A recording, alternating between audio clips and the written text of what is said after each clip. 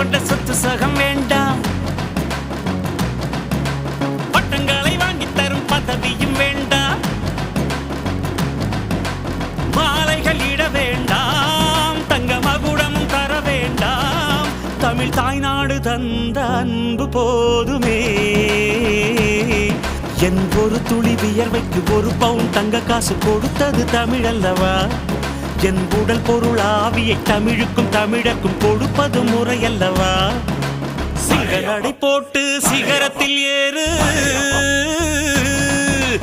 எம்பேரு படையப்பா, இளப்பட்ட நடையப்பா, என்னோட உள்ளதெல்லாம் இளஞ்சிங்க படையப்பா.